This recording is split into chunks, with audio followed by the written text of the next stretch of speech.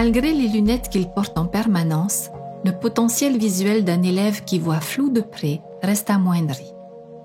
Aussi, la luminosité et l'aménagement de son espace de travail, la fourniture d'outils scolaires spécifiques et une prise en compte optimale des contrastes sont des leviers déterminants pour améliorer sa perception visuelle. D'autres adaptations s'avèrent nécessaires. C'est le propos de ce deuxième volet. L'élève déficient visuel met beaucoup de temps à prendre des repères dans un support écrit dont il n'a pas une vision globale.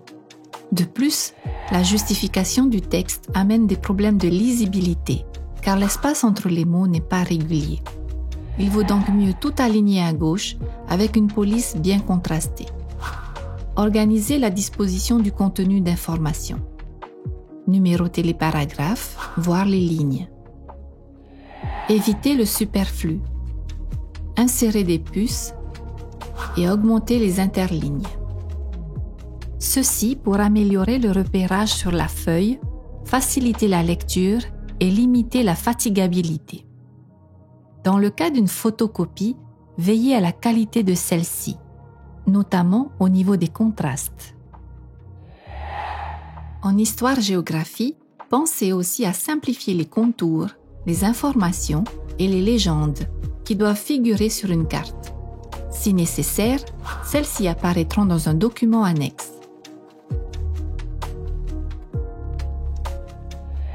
Pour les lignes de découpage ou de pliage, accentuez les traits. En lecture, certaines polices de caractère sont plus confortables pour les élèves. Elles varient d'un élève à l'autre. Les plus utilisées sont celles utilisées aussi pour les dyslexiques. Comics sans MS, Tahoma, Verdana, Arial. Elles sont en gras de préférence. Si c'est trop petit, tu me dis, on passe. Trop petit. Et là? Au niveau de la taille, il est important que celle-ci réponde aux besoins de l'élève. Trop petit. Ni trop petite pour qu'il ait accès aux documents, ni trop grande pour éviter le phénomène d'accoutumance. Référez-vous à l'enseignant spécialisé avec qui l'élève aura choisi le nom et la taille de la police de caractère qui lui conviendra le mieux pour son confort visuel. On va faire comme ça. Pour des documents qui n'auront pas été adaptés au préalable, la tablette ou le smartphone en main permet l'agrandissement rapide.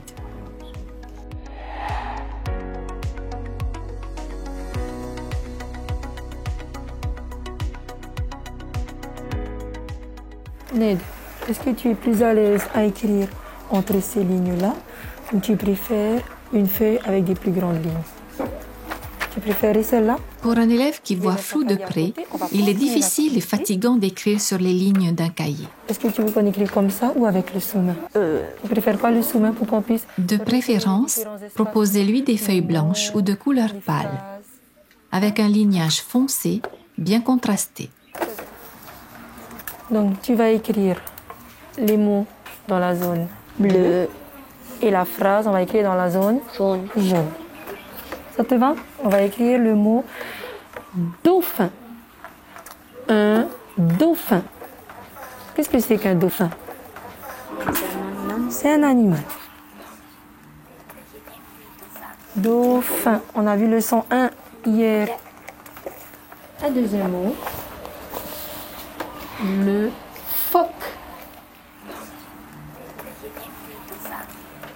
Le phoque. Voici des exemples de feuilles avec lignage adapté à la vision et au choix de l'élève.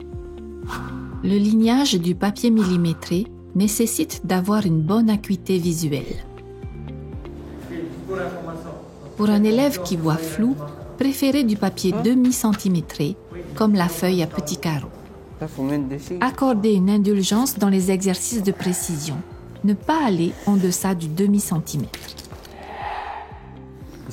Sur les instruments de mesure adaptés, règles, équerres, rapporteurs, les chiffres et les graduations sont agrandis. Tu peux même dépasser. Pour les crayons, utilisez les crayons 4B ou 3B. Veillez à leur utilisation et évitez l'usage du crayon à papier HB, H, 2H.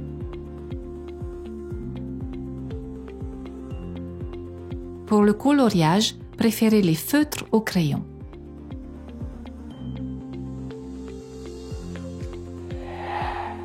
des stylos spécifiques sont recommandés pour l'élève déficient visuel. Ces stylos de pointe moyenne et de couleur foncée, type stylo roller à gel, améliorent la netteté et la largeur du tracé, mais aussi le contraste. Évitez l'usage du stylo à plume, stylo bille, le recopiage de résumés, de règles, de leçons. Cet exercice lui sera visuellement difficile. Préférez lui donner le document fini.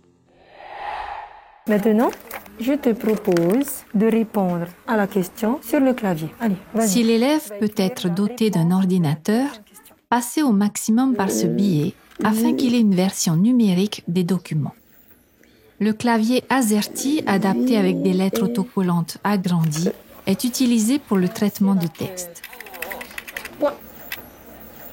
Tawirey, tu viens d'avoir un ordinateur et comme c'est la rentrée, je vais te montrer des adaptations que tu vas utiliser sur l'ordinateur et qui vont te permettre de mieux voir. D'accord ? Et à chaque fois que je vais te montrer quelque chose, tu me diras si ça te convient ou pas. Oui. Ok ? Oui. Bien. Alors je te dis tout ce que tu fais parce qu'il faut que tu arrives un jour à le faire tout seul. Tu es au lycée maintenant, il faut que tu arrives à le faire tout seul. Donc je suis allée sur paramètres, option d'ergonomie. Cet outil aura été préalablement paramétré dès le début d'année scolaire par l'enseignant spécialisé, en accord avec l'élève lui-même selon ses besoins. Atténuer la luminosité de l'écran, inverser la couleur de la police et celle du fond d'écran, installer sur le bureau un raccourci pour la loupe intégrée, agrandir la taille du curseur, agrandir les dossiers et les icônes sur le bureau.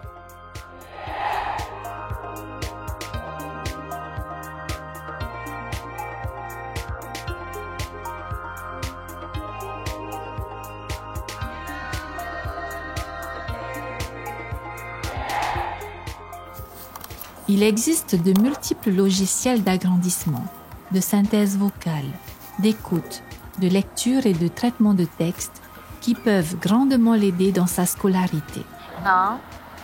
Quels sont les 3 grands foyers de peuplement? L'application gratuite de synthèse vocale Balabolka sur l'ordinateur permettra restitution sonore et écoute d'un texte.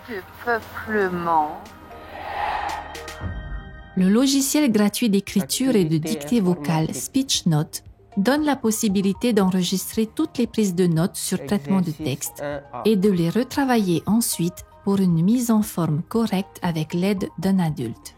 Le montant de la réduction. Ce logiciel lui permet aussi de répondre à l'oral à un questionnaire écrit. 70 000 moins 56 000 égale 14 000. Exercice 1B. Enfin, l'application gratuite de Google Drive est un outil de communication pour partager, stocker et télécharger des fichiers contenant des leçons et des devoirs. L'élève pourra ainsi, à son rythme, retrouver ou prendre connaissance des cours envoyés par ses professeurs sans passer par la phase physique de prise de notes durant le cours en présentiel. Il lui sera possible aussi de rendre ses devoirs à condition d'avoir la connexion Internet à son domicile. D'autres logiciels ou applications numériques peuvent être utiles. En voici une liste non exhaustive.